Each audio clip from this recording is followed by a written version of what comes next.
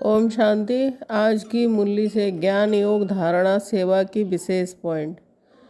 ज्ञान बाप ने समझाया, आदि से लेकर अंत तक तुम्हारा पाठ है। अभी कर्मातीत अवस्था में जरूर जाना है, फिर गोल्डन एज में आना है।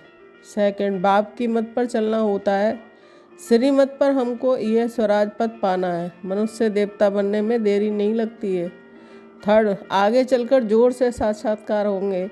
आबू तक क्यों लग जाएगी, बाबा से कोई भी मिल नहीं सकेंगे। कहेंगे अहो प्रभु तेरी लीला। विद्वान पंडित आदि भी पीछे आएंगे, उन्हों को सिंहासन भी हिलेंगे। और बाप का बनकर बाप के कार्य में इस रुद्र यज्ञ में विघ्न रूप ना बने।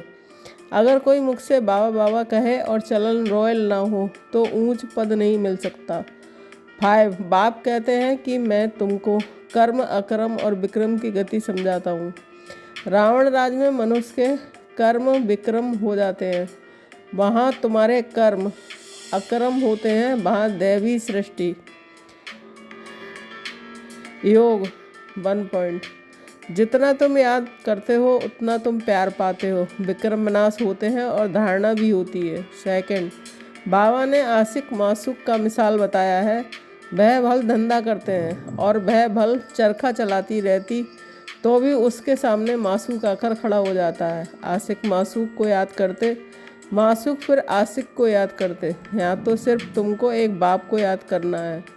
थर्ड, मूल बात है देही अभिमानी हो, बाप को याद करते रहे और चक्र को याद करते रहे, किसी को भी दुख ना दें। फोर, बाप कहते हैं जितना तुम याद करेंगे उतना खुशी का पारा चढ़ेगा, वर्षा याद रहेगा। जितना बाप को याद करेंगे उतना हर्षित भी रहेंगे। 5, बाप को याद नहीं करेंगे तो पापों का बोझा नहीं उतरेगा। जितना याद करेंगे उतना पूर्ण आत्मा बनेंगे, पाप कटते जाएंगे। धारणा 1 पॉइंट, बोलने चलने में बहुत रायल बनना है, मुख से सदैव रतन निकालने हैं। सेकंड पॉइंट, आप समान बनाने की सेवा करनी है, किसी की दिल को रंज नहीं करना है। थर्ड, क्रोध पर बड़ी खबरदारी रखनी है, मुखड़ा सदैव देवताओं जैसा हर्षित रखना है।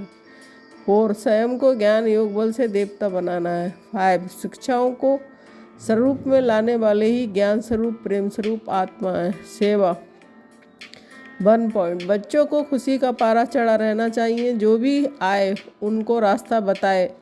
बेहद का वर्षा बेहद के बाप से पाना है। सेकंड, ये बना बनाया अनादि ड्रामा है, तो तुम बच्चों को आप समान सदा सुखी बनाना है। ये तुम्हारा धंधा है, पतितों से पावन बनाना है।